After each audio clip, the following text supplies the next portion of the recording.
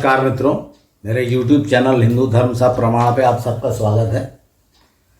मित्रों, हिंदू धर्म के विभिन्न जो अंग हैं उस पर चर्चा करते करते पिछले एपिसोड, ये 32-33 एपिसोड हो चुके हैं। पिछले एपिसोड में मैंने आपसे मंत्रों के विषय में चर्चा की थी और उनका महत्व बताया था और उनके जो वास्तविक रूप से उनके प्रभावशाली होते हैं या नहीं होते उस पर भी थोड़ी चर्चा की थी, जितना मुझे ज्ञात है। अब इसके बाद आत्मा, पुनर्जन्म, कर्म, भाग्य, मोक्ष इत्यादि शब्दों पे चर्चा करने के पहले जो इनका स्रोत है परमात्मा, मेरे ख्याल से उस पर बात कर ली जाए। क्योंकि यदि परमात्मा को कोई नहीं मानता तो फिर आगे इस पर चर्चा ही व्यर्थ है। जब परमात्मा ही नहीं है तो आत्मा कहाँ से आएगी, और आत्मा नहीं है तो फिर मोक्ष, पुनर्जन्म इत्यादि बातें होती ही नहीं। तो जिन धर्मों में मोक्ष पुनर्जन्म नहीं माना जाता तो फिर वो सीधी सी बात है, आत्मा को भी नहीं मानते। तो अब वो पता नहीं क्या मानते हैं, वो तो मैं चर्चा नहीं करूँगा। अपना फोकस तो हिंदू धर्म पर रखना है। तो मित्रों, मैं पहले परमात्मा पे बात कर लेते हैं अपन, आत्मा पे।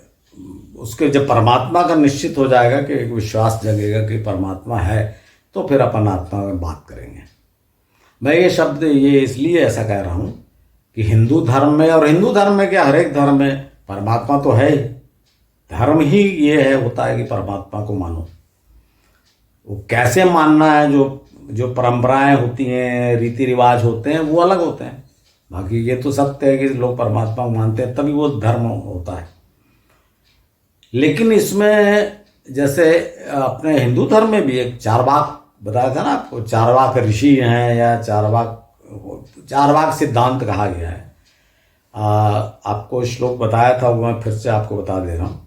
ये देखिए, इस श्लोक का अर्थ है कि जो यावत जीवेत सुखम जीवेत, जब तक जियो सुख से जियो, ऋणम कृत्वा घृतम पीवेत, माने ऋण लेके भी घी पियो, और ये देह जब भस्मीभूत हो जाएगी तो फिर कौन क्या पता कहाँ गई, आता है कि नहीं आता है।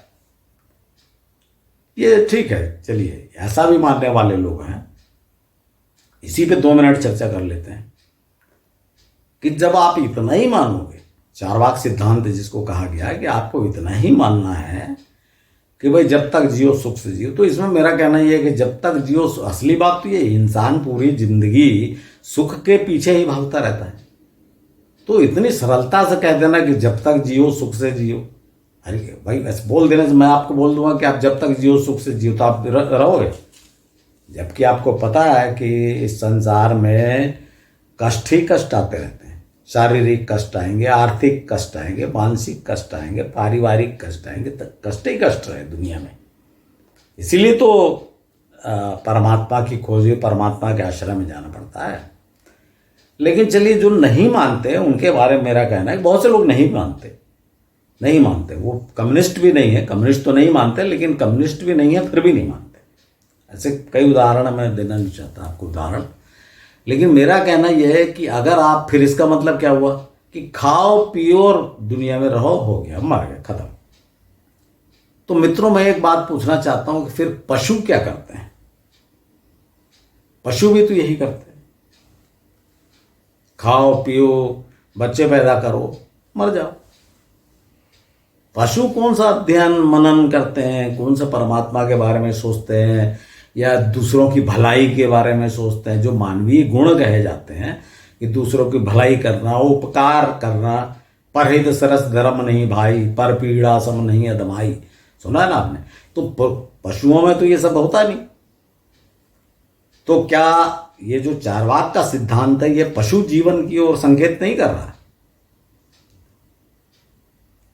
इसके साथ देखिए, ऐसे लोगों को क्या कहा गया है, एक बड़ा छोटा सा संस्कृत में है, सुभाषितानी का सुभाषित कहा जाता था इसको। हम लोग बचपन में संस्कृत पढ़ते, 7th 8th क्लास में इसको पढ़ा था।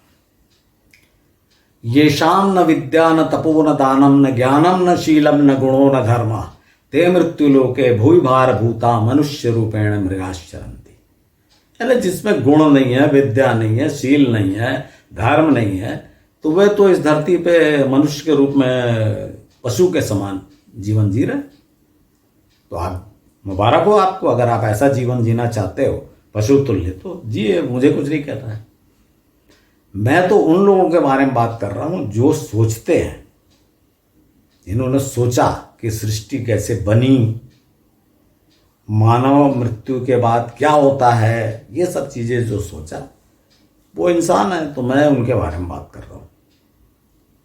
अब आइए इसमें वैज्ञानिकों पे, कि वैज्ञानिक भी कहते हैं। अभी आपने एक बड़े प्रसिद्ध वैज्ञानिक, बहुत बड़े वैज्ञानिक हुए, स्टीफन हॉकिंस, जो एक चेयर पे ही बैठे रहते थे ना, आपने देखा होगा, और जो बोल तक नहीं पाते थे, पूरा शरीर जो उनका विकलांग था, सिर्फ मस्तिष्क काम करता था। और मस्तिष्क से खोजों से उन्होंने किताबें भी लिखी, ऐसी ऐसी मशीनें बनाई गई कि उनके ओठ के कंपन से वो मशीन पढ़ लेती थी कि वो क्या बोल रहे हैं। तो उन्होंने किताबें लिखी कई, मतलब मस्तिष्क काम कर रहा था। तो मैं उनका कोट आपको देना चाहता हूँ। उन्होंने 2 बातें कही। पहली बात तो ये कही कि मृत्यु कुछ नहीं होती, मृत्यु कुछ नहीं होती तो मतलब आत्मा भी कुछ नहीं होती। बोले ये जो मस्तिष्क एक कंप्यूटर है, और कंप्यूटर से ये शरीर चलता है। जब कंप्यूटर खराब हो जाता है, उसका कोई अंग खराब हो जाता है, तो खत्म हो जाता है, वो काम करना बंद कर देता है, बस इसी को आप कहते हो बहुत है। तो इसमें बहुत सारे फ्लॉ हैं, पर मैं इस पर अभी चर्चा नहीं करूँगा। अगर ऐसा है कि कंप्यूटर है तो बहुत सारी बात आएगी कि इस कंप्यूटर की एनर्जी कौन मिलती है, इस कंप्यूटर को किसने बनाया, बात तो वहीं आएगी ना। कंप्यूटर है मानव मस्तिष्क, ठीक मान लिया, इस मानव मस्तिष्क को, इस कंप्यूटर को किसने बनाया, ये तो मुख्य बात है। इसी वैज्ञानिक ने आगे कहा, जब अंतरिक्ष विज्ञान की बात आई, खगोल विज्ञान की, सृष्टि की रचना की, तो इसी वैज्ञानिक ने, जो स्टीफन हॉकिंस ने कहा कि भगवान कुछ नहीं होता, भगवान ने कोई सृष्टि की, भगवान है ही नहीं, परमात्मा है ही नहीं। लेकिन फिर किसने बनाया? मित्रों देखिए, अगर आप वैज्ञानिकों का ही, इसको मैं और चर्चा करूंगा, लेकिन मैं इसके पहले एक दूसरे वैज्ञानिक की थ्योरी आपको बता देता हूं, और वो भी बहुत बड़े वैज्ञानिक, हमारे देश के ही, doctor CV Raman, Nobel prize winner, आपको पता है वैज्ञानिक।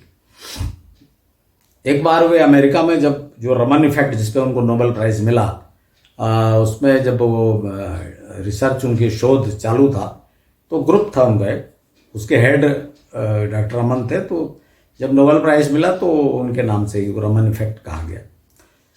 तो उनकी कार अवेलेबल नहीं थी, तो उन्होंने अपने जो ग्रुप वाले अमेरिकन को फ़ोन किया, बोला कि भाई मुझको भी पिकअप कर लेना लेबोरेटरी जाने के लिए।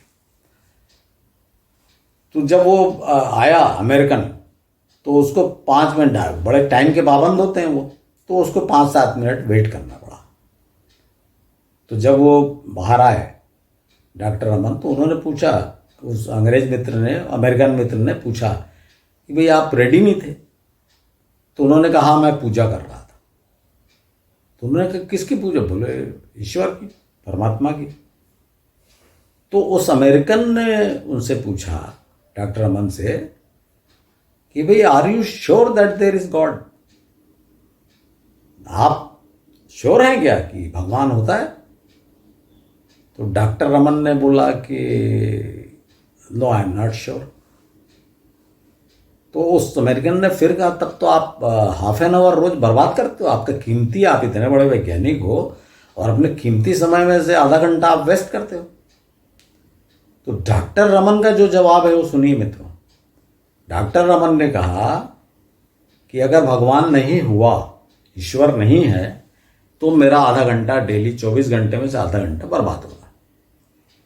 लेकिन are you sure that there is no God? तो अमेरिकन चुप हो गया। तो इन्होंने कहा कि अगर गॉड हुआ तो, मतलब सीधी सी बात है कि फिर तो आपकी जिंदगी बर्बाद हो गई। तो मित्रों, ऐसी चीज, जो मेरा सिर्फ कहने का मतलब यह है कि जो डॉक्टर रमन ने जवाब दिया, उसके आधार पे चलना चाहिए कि भाई ऐसी बात जिसको आपको पता नहीं है, श्योर नहीं है, निश्चित रूप से मैं वैज्ञानिकों का समर्थन करता हूं, कि आप खोज रहे हैं, बहुत अच्छी बात है, आप खोजिए गॉड है कि नहीं है, लेकिन उसके पहले ही ये कह देना कि नहीं है, मतलब आपने निर्णय दे दिया, तो आपको कैसे पता कि नहीं है। मैं आपको इसमें कुछ वैज्ञानिक बातें ही बताता हूं। कुछ वर्षों पूर्व एक प्रयोग हुआ था स्वीडन में, अंडरग्राउंड में, जिसमें इलेक्ट्रॉन की वर्षा की गई थी प्रोटॉन पे, और फिर पेपरों में छपा था। बड़ा प्रयोग चल रहा था वो, तो बड़ी तेज रफ्तार से, और ये खोज करने की कोशिश की गई थी। ये देखिए, आपको तो पता है ना कि पहले अणु को सबसे छोटा माना जाता था, कण, फिर अणु के बाद परमाणु। साइंस वैज्ञानिकों ने पता किया कि भाई ये तो प्रकार कई परमाणुओं से मिलकर अणु बनता है। फिर परमाणु का भी विखंडन हो गया, जो एटम बम वगैरह बनते हैं परमाणु विखंडन से बनते हैं, तो इलेक्ट्रॉन, प्रोटॉन, न्यूट्रॉन। अब ये उससे भी सूक्ष्म कण की खोज थी, ये जो प्रयोग था उससे भी सूक्ष्म कण की खोज थी। तो जब इनको दूसरे दिन पेपरों में, आपको याद होगा, छपा था गॉड पार्टिकल फाउंड। भाई तुम प्रयोग क्या कर रहे हो, छोटा पार्टिकल, अब ये खोज करके क्या बता रहे हैं, गॉड पार्टिकल फाउंड। अब आ गए गॉड, अब बोलते तो नहीं है, और फिर आ गए गॉड पे। अब गॉड पार्टिकल भी कैसा फाउंड, दिखा नहीं। जो इतना सूक्ष्म कण है वो बिल्कुल पावरफुल, जो इनके माइक्रोस्कोप रहते हैं, खुर्दबीन, दिखाई नहीं दिया, उसका कोई सबूत नहीं मिला। सिर्फ वैज्ञानिकों को ये फील हुआ कि ये जो रेज हैं, जो बौछार हो रही है इलेक्ट्रॉन्स की, इसके बीच में कुछ ऑब्स्ट्रक्शन आ रहा है। उन्होंने अनुभव किया कुछ ऑब्स्ट्रक्शन है, बस। और जब हम अनुभव करते हैं कि भगवान है, तो आप बोलते नहीं है, और आपने बोला कि कुछ ऑब्स्ट्रक्शन है, तो हम लोग मान लें कि भाई आप वैज्ञानिक हो। देखिए मित्रों, इसमें इतने ज़्यादा, जैसे आपको स्टीफन हॉकिंस ने कहा था कि भाई नहीं, कुछ नहीं होता, और ये भगवान नहीं बना। नाम हमने रखा, परमात्मा हमने नाम रखा, किसी ने अल्लाह नाम रखा, किसी ने गॉड नाम रखा, किसी ने अकाल पुरुष नाम छोड़िए, आप भी एक नाम रखिए, लेकिन आप किसके बारे में चर्चा करेंगे? आप ये बताइए, छोटी से जो पूरी सृष्टि को नहीं लेके आप शरीर को ले लीजिए, शरीर को पूरा नहीं लेके आप सिर्फ मस्तिष्क को ले लीजिए।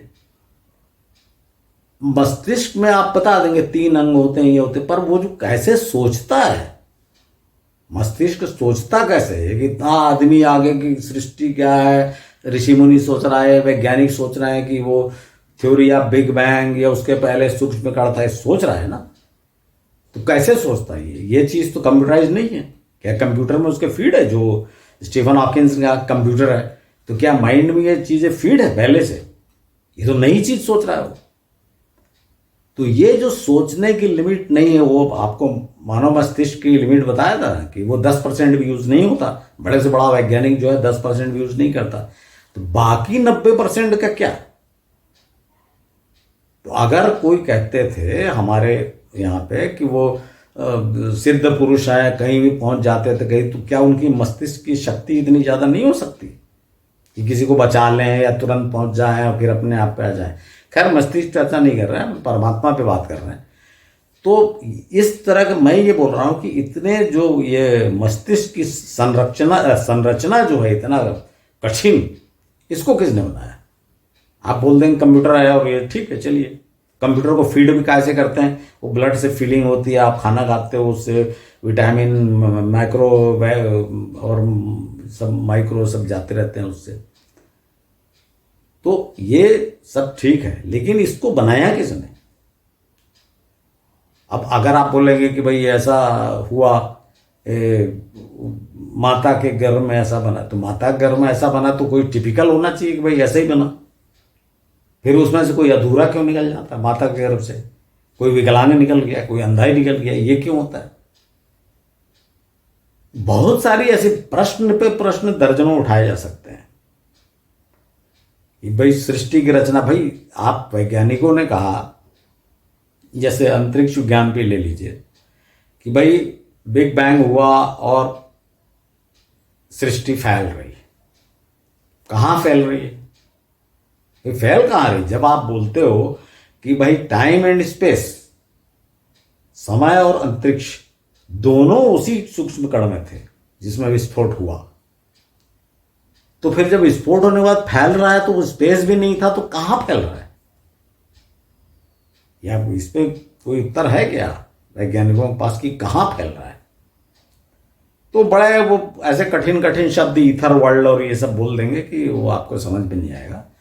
पर मेरा कहना यह है कि जब अब ये नेगेटिव बात ना करके मैं आपको पॉजिटिव बात करता हूँ साइंस के पक्ष में, कि जब आप ये मानते हो कि पूरा विश्व एक नियमों से बंधा हुआ है, तभी तो आपके फिजिक्स के नियम जब फेल हुए तो आपने क्वांटम फिजिक्स ले आया। क्वांटम थ्योरी तभी आई ना जब आपने देखा कि बहुत सारी चीजें तो भाई फिजिक्स के नियमों से चल ही नहीं रही। जैसे आप थ्योरी ऑफ बिग बैंग में लाया आपने कि 13.8 अरब वर्ष पहले एक्सप्लोजन हुआ, तो जो सृष्टि दूर से दूर तक गई है, सृष्टि का जो फैलाव हुआ है वो 13.8 जो लाइट ईयर है उससे ज्यादा बड़ा नहीं होना चाहिए। कि लाइट भी वहां तक गई तभी आपको दिखाई दे रही है ना, तो उस लाइट को गए कितने साल होना चाहिए? 13.8 बिलियन ईयर्स जब बिग बैंग हुआ। लेकिन जब खोज की गई तो पाया गया कि ये तो 90 बिलियन ईयर से भी ज्यादा है फैलाव अभी तक का, जो ज्ञात सृष्टि बोला जाता है जिसको नोन यूनिवर्स। और तो अननोन और कितना है वो तो पता ही नहीं आपको। तो ये कहां से हुआ, कैसे हुआ? तो इसलिए फिर क्वांटम थ्योरी आई। तो मित्रों मैं सिर्फ ये बोल रहा हूं कि इसका मतलब आप ये मान रहे, वैज्ञानिक, आपसे मेरा मतलब वैज्ञानिकों से है कि भाई सब चीज सिस्टमेटिक है, सब नियमों से बंधी हुई है, और वैज्ञानिक क्या कर रहे हैं? उस नियम को खोज रहे हैं। बहुत पहले, आज से 100 साल पहले जो धूमकेतु आते थे ना, धूमकेतुओं को माना जाता था कि भटक के आ गए सृष्टि से, वो उल्का भटक गई और आ गई। फिर उन्होंने देखा अरे ये तो 113 साल में एक बार आता है, ये 88 साल में एक बार आता है। जब उन्होंने गणना की, देखा उसका, जब पाथ को गणना किया सर्कल को, तो देखा ये तो 88 साल में कंप्लीट होता है। तो 88 साल में एक बार आएगा, तो इसीलिए वैज्ञानिक अपने जीवन काल में सोचेगा कि भाई ये तो कहीं से भटक के आ गया। उसको ये पता नहीं कि 88 साल पहले भी आया था। इसका मतलब आज की तारीख में सब वैज्ञानिक मानते हैं कि सब चीज नियमों से बंधी है। तो अब इसमें प्रश्न ये उठता है मित्रों कि फिर ये नियम किसने बनाए? जैसे कम्युनिस्ट लोग बोल देते हैं कि प्रकृति से हो रहा है, भगवान कुछ नहीं होता, प्रकृति से बनी। अरे तो भाई प्रकृति से बनी, प्रकृति क्या चीज है वही बता दो कि प्रकृति क्या है। और फिर प्रकृति अगर आप बताओगे तो फिर प्रकृति को किसने बनाया? भाई एक तरफ आप बोलते हो कि भाई ये सृष्टि जो फैल रही है एक दिन सिकुड़ जाएगी और वापस वही कण बन जाएगी, और फिर सिकुड़ने के बाद कितने वर्ष तक वो सूक्ष्म कण वैसे ही निष्क्रिय पड़ा रहेगा, अरबों खरबों कितने पता नहीं, अनंत काल तक। ये आपको नहीं पता। एक तो ये आपको नहीं पता, दूसरा फिर वो कैसे फिर वो एक्सपांशन उसमें शुरू होगा, ये आपको नहीं पता। तो मेरा कहना है कि मैं तो समर्थन करता हूं वैज्ञानिकों का कि आप खोज करिए, और मुझे पूर्ण विश्वास है कि जिस दिन आप खोज करेंगे, आप हमारे धर्म में जो दर्शन, हमारे धर्म का जो दर्शन है, हिंदू दर्शन, हिंदू फिलॉसफी, आप उसी को सत्य सिद्ध करेंगे। क्योंकि कितना भी सोचो आप उसके बाहर नहीं जा पाते। मित्रों ये जो मैंने आपको बताया उससे ये सिद्ध नहीं हुआ कि परमात्मा है कि नहीं, पर प्रॉब्लम ये है कि इसके बाद भी बहुत सारी बातें ऐसी होती हैं। जैसे इसमें तो मैंने वैज्ञानिकों के खंडन कर दिया, चारवाक का खंडन कर दिया, कम्युनिस्टों का खंडन कर दिया, पर इसका मंडन कैसे होगा, समर्थन कि यहां परमात्मा है? तो इसका मंडन ऐसे होता है मित्रों कि परमात्मा आखिर जब ये सब सृष्टि नियमों से बंधी है, तो आपका जो जन्म मृत्यु ये भी नियम, ये भी बिना नियम का नहीं हो सकता। जब हर चीज नियम से बंधी है, एक धूमकेतु भी नियमों के अनुसार घूम रहा है, इतना बड़ा पृथ्वी से हजारों गुना बड़ा सूर्य अपने नियम से घूम रहा है, पूरी गैलेक्सी जो है अपना नियम से घूम रही है, पूरी सृष्टि लगातार नियम, तो ऐसा कैसे हो सकता है कि जन्म मृत्यु किसी का हो रही बिना नियम के हो रही? कोई कहीं भी पैदा हो जा रहा है, कोई कभी भी मर जा रहा है, कोई नहीं, ये नहीं हो सकता। ये फिर आप अगर ऐसा बोलोगे तो आप आधा आधा मानते हो। कोई भी एक चीज आपको मानना पड़ेगा। अगर आप विज्ञान के सिद्धांत पे चलोगे तो इसका मतलब इस सृष्टि में जो भी हो रहा है वो एक नियम के तहत हो रहा है।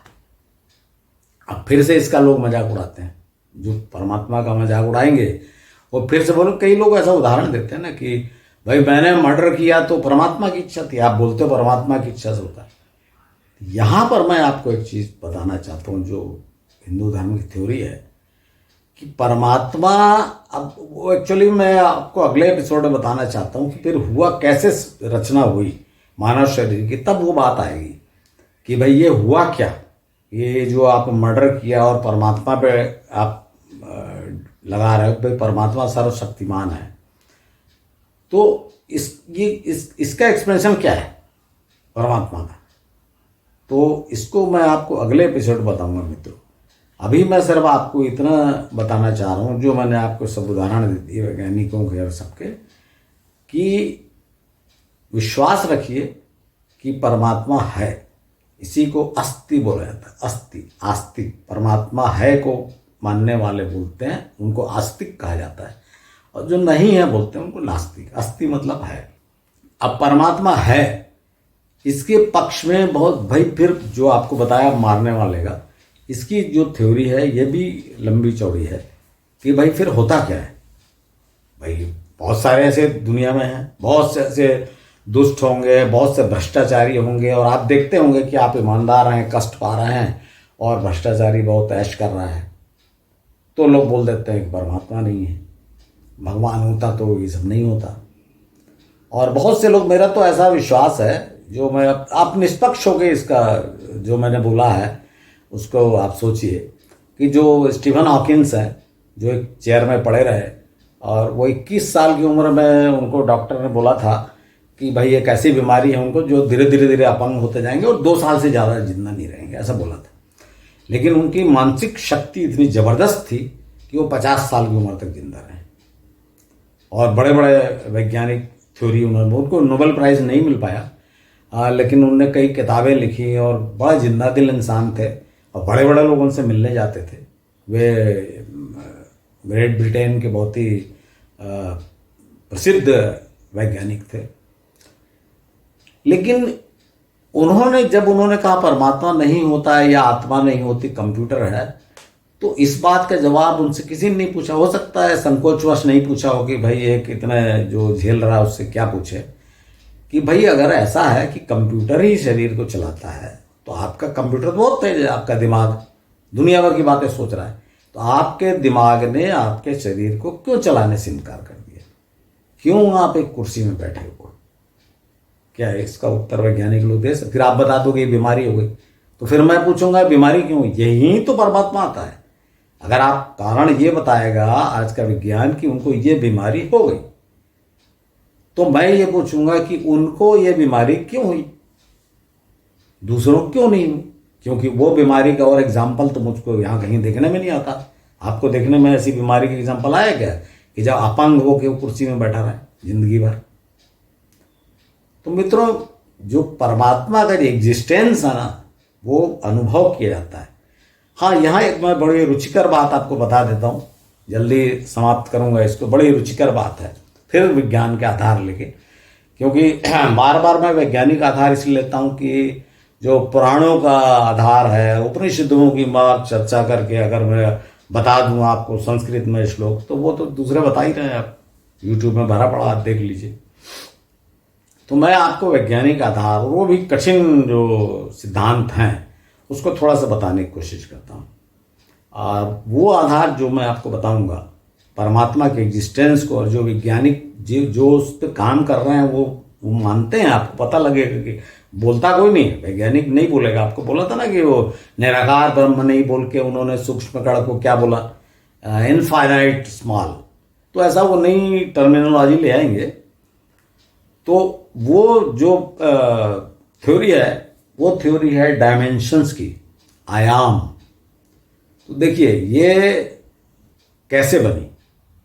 जीरो डायमेंशन कहा गया बिंदु को, क्योंकि जो रेखा गणित पढ़ते हैं ज्योमेट्री, उनको बिंदु की परिभाषा पता है कि बिंदु वो सूक्ष्म कण होता है जिसका कोई भी डायमेंशन नहीं होता, कोई भी नाप जोख नहीं होती, बिंदु। और दो बिंदुओं को जोड़ने वाली जो रेखा होती है, इसको कहा गया 1D, मतलब एक ही डायरेक्शन में जब बढ़ा, एक डायरेक्शन, तो 1D, 1 डायमेंशन। और जब ये एक लाइन में बढ़ के इसी बिंदु से एक दूसरी लाइन ऊपर खींचोगे तो इसको कहा गया 2D, 2 डायमेंशन। तो 2 डायमेंशन मतलब एक प्लेन पेपर पे एक एरिया जिसमें लंबाई है। और देखिए, आपको मैं गणित या साइंस नहीं पढ़ा रहा हूं, इसको आपको साइंस के आधार पे परमात्मा बता रहा हूं। तो 2 डायमेंशन प्लेन पेपर पे हो गए, इसमें ऊंचाई नहीं है। 3 डायमेंशन का अर्थ होता है ऊंचाई भी हो या गहराई, जो भी मान लीजिए आप, ये 3 डायमेंशन हो गए। और वैज्ञानिकों ने पहले माना कि ये पूरा विश्व जो है ये 3 डायमेंशन में, और हमारी आंखें भी इस 3 डायमेंशन को देखने के काबिल हैं। भाई हम 2D भी देखते हैं, 3D भी देखते हैं, मतलब अधिकतम हम 3D देखते हैं, 3 डायमेंशन।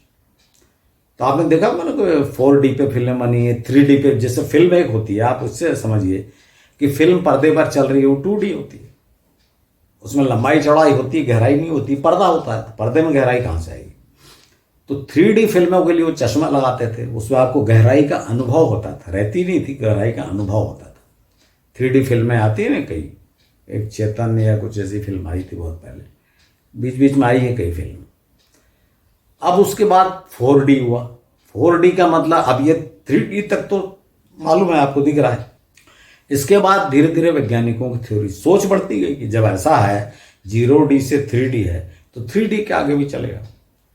तो 3D के आगे चला 4D। अब 4D क्या हुआ कि अब समय के साथ, जैसे अभी आप समय के साथ आप धीरे धीरे, जैसे एक बच्चा है, किशोर बनेगा, युवक होगा, अधेड़ होगा, वृद्ध होगा, फिर मर जाएगा। ये समय के साथ अपने आप हो रहा है, समय पे आपका कंट्रोल नहीं है, और ये लीनियर मोशन हो रहा है, एक ही तरफ, मतलब एक समय के साथ आप बढ़ते जा रहे हैं एक डायरेक्शन में। तो जब ये समय पे आप कंट्रोल करने की कोशिश किए, इस समय को आप कंट्रोल किए, इसका सीधा अर्थ है कि आप, जैसे आज जो आपकी उम्र है, आप 20 साल पहले निकल गए। देखिए मित्रों, मैं आपको बहुत, साइंस हो सकता है इसमें कुछ गलत हो, या मैं आपको सिर्फ डायमेंशन समझाने की कोशिश कर रहा हूँ कि वैज्ञानिकों ने क्या बोला, एक कौन सा 5वां है, कौन सा 6वां है, इसमें मेरे गलतियां हो सकती हैं। तो मैं आपको सिर्फ बता रहा हूँ कि ये अलग डायमेंशन क्या कैसे होते हैं। तो समय के साथ आप आगे भी चले जाओगे, जैसे आज जितने आपकी एज है, जैसे आज 2022 है, तो आप 2050 में चले गए। समय पे आपने कंट्रोल कर लिया कि समय पे आप 2050 में चले गए, कि 2050 में आप कैसे दिखोगे, रहोगे, नहीं रहोगे। या आप 50 साल पीछे चले गए, 1950 पे चले गए, 1970 में चले गए, कि भाई उस समय आप कैसे दिखते थे। ये हो गया 4D। अब 5D में आप, ये तो एक लीनियर मोशन हुआ आगे और पीछे। 5D में आप ऊपर भी चले गए, फिर उसमें आप जैसे ऊपर जाना, दूसरे डायरेक्शन में जाना हो, तो आप इधर, यहां पर आता है, देखिए यहां पर एक दूसरी, जो ऊपर जा रहे हैं आप, मतलब दूसरी थ्योरी में इसको बोलते हैं मल्टीवर्स थ्योरी। मतलब इस संसार में तो आप, ये जीवन जो आपका ये चलेगा। तो अगर आपको दूसरा जीवन पकड़ना हो, जैसे आप क्रिकेटियर हैं बड़े अच्छे, और आपको लगता है कि नहीं नहीं आपको तो संगीतज्ञ होना चाहिए, तो अभी इस जीवन जो आपका बीत रहा 50 साल हो गए, आप संगीतज्ञ, प्रसिद्ध संगीतज्ञ कैसे बनोगे आप? ये तो समय बीत गया इतना। तो आप दूसरे यूनिवर्स में जाके आप वहां से स्टार्ट करोगे संगीत की शिक्षा लेना, और आप बनोगे। तो मैं सिर्फ ये आपको कोई बड़ा पढ़ा नहीं रहा हूं, इसमें मैं आपको ये बता रहा हूं, ये पीछे आप हजारों साल पहले चले गए, आप देख रहे हो कि भाई मानव कैसे घूम रहा है, वो पत्थर के हथियार बता रहा है, जो आपने कई पिक्चर देखी वो टाइम मशीन में बैठ के आप 1000 साल पीछे चले गए, 2000 साल पीछे चले गए। ये जो कल्पना जो फिल्म वाले बनाते हैं ये वैज्ञानिक थ्योरी पे बनाते हैं। कि वैज्ञानिक थ्योरी आई उसको बना दिया। मल्टीवर्स थ्योरी भी, आज अपन यूनिवर्स बोलते हैं कि भाई एक विश्व है और ऐसा हुआ, थ्योरी ऑफ बिग बैंग आई, इससे अलग हुआ। मल्टीवर्स थ्योरी, क्या पता भाई और भी सृष्टि हो। तो दोस्तों मानते कहाँ तक जा रहे हो आप मानते तो वही जा रहे हो ना जो भगवान ने, जो हमारे पुराणों में लिखा हुआ अनंत कोटि ब्रह्मांड। एक ब्रह्मांड नहीं कहा है, ब्रह्मांड, यूनिवर्स को ब्रह्मांड कहते हैं हिंदी में, संस्कृत में ब्रह्मांड कहा गया। तो अनंत कोटि ब्रह्मांड, अनंत कोटि सूर्य, ऐसे शब्द हैं।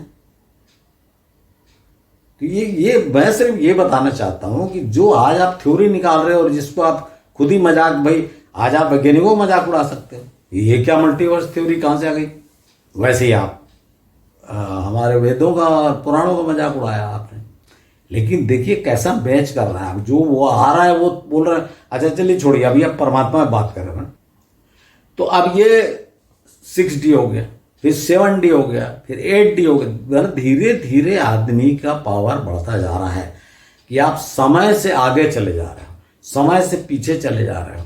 अब जो फिजिक्स की थ्योरी है ना कि इस विश्व में कोई भी चीज आपकी प्रकाश की गति से ज़्यादा जल्दी तेज रफ्तार में नहीं जा सकती।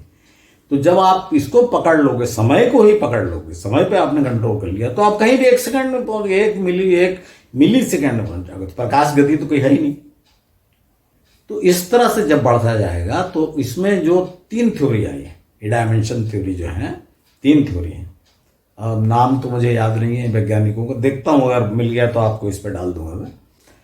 एक वैज्ञानिक का कहना है कि 10 डायमेंशन होते हैं, 10th डायमेंशन इस विश्व में, और एक दूसरे का कहना है कि 11 होते हैं, तीसरे का कहना है 26 होते हैं, 26।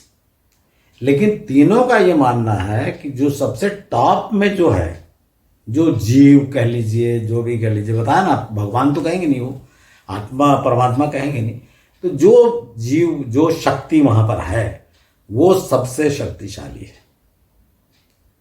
अब परमात्मा कहने में उनको तकलीफ हो जाती, मत कहिए, क्योंकि अब यही तो प्रूफ करने जा रहे हो। आप कह दोगे तो फिर प्रूफ करने को बचा क्या। तो वो सबसे, क्योंकि शक्ति बढ़ती जा रही है ना। देखिए आप इसको, आपको मैं थोड़ा सा और समझाने की कोशिश करता हूं कि एक 2D का एग्जाम्पल आप देखिए कि अगर ये जीव हैं और ये 2 डायमेंशन के जीव हैं, सिर्फ लंबाई और चौड़ाई है, ये ऐसे प्लेन में इधर उधर चल रहे हैं, और आप 3D वाले हो, आपने ऊपर से ऐसा चिल्लाया और हेलो कहा, तो वो जीव बोलेंगे कहाँ से आवाज़ आ रही, उनको दिखेगा नहीं। हो सकता है उनको सुनाई न दे, उनकी जो फ्रीक्वेंसी है साउंड की आपके गले से निकली वो उनके कान तक न पहुँचे, तो कोई रिएक्ट ही नहीं करेंगे। अगर सुन लिया उन्होंने तो उन्होंने कहा अरे कहाँ से आवाज़ आ रही है, तो आपने कहा भाई ऊपर से आ रही है, ऊपर से देखो, आपने ऐसा बोला तो ऊपर से आ रही है, तो बोलेंगे ऊपर, ऊपर क्या होता है, क्योंकि वो तो 2D है, तो उनको ऊपर क्या होता है पता ही नहीं, ऊपर क्या होता है नीचे, वो तो बस सामने पीछे बगल में इतना ही दिख रहा है प्लेन पेपर पे जो एक। तो मित्रों हालांकि ये सब थ्योरी है, तो पुराणों में और वेद में भी तो थ्योरी है। मेरा कहना इतना ही है कि ये भी तो आप, फिर आप कैसे बोल देते हो कि परमात्मा नहीं है, जब 2D का आदमी 3D को नहीं देख सकता, तो आप इन जीव, आदमी मैंने गलत बोल दिया, जो 2D जीव है वो 3D को नहीं देख सकता, तो 3D वाला 4D 5D 6D तो छोड़ दीजिए, वो 7D और 11D और 26D की बात कर रहा है कि वो है ही नहीं है। अभी तो आपको 4D नहीं दिखे, आप बढ़िए, खोजिए, मिलेगा परमात्मा। मेरी तो शुभकामनाएं वैज्ञानिकों के साथ है कि आप खोजिए, और हमारे जीवित रहते तो क्या खोज पाएंगे। जिस रफ्तार से आप चल रहे हैं वैज्ञानिक, अभी जो रफ्तार, में क्रिटिसाइज नहीं कर रहा हूँ, वास्तविकता बता रहा हूँ कि अभी आप चांद पे पहुंचने में देख लीजिए क्या क्या हो रहा है। अभी तो मंगल तक रॉकेट ही भेज रहे हैं, तो ये जो नॉन यूनिवर्स है वहां कैसे पहुंचेंगे, फिर अननोन यूनिवर्स कब खोजेंगे, फिर उसके बाद मल्टीवर्स थ्योरी में दूसरा वर्ल्ड क्या है कैसे पता। तो मित्रों ये बहुत लंबा किस्सा है, और इसको यहीं समाप्त करते हैं। कहना यह है कि अंत में जब सोचते सोचते दिमाग खराब हो जाएगा तो आप परमात्मा की शरण में ही जाओ। इतना कह के मैं आज अपनी चर्चा समाप्त करना चाहता हूँ मित्रों। अगर आपको अच्छा लगा, उचित लगा, तो कृपया लाइक, सब्सक्राइब और शेयर करिए। एक रिक्वेस्ट और मैं करता हूँ, जो मैंने देखा है कि यूट्यूब में कोई ज़रा सा कुछ बोल दिया, कोई न्यूज़ सुना दिया, एक गाना है तो बहुत ज़्यादा उसका आता है।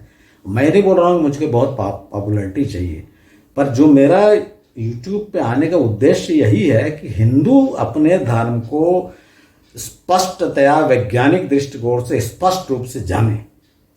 वो नहीं हो पा रहा है। फिर भी कोई बात नहीं, चलिए, मेरा काम प्रयत्न करना है। बाकी अब सब आप लोगों का सहयोग की मैं कामना करता हूँ। धन्यवाद।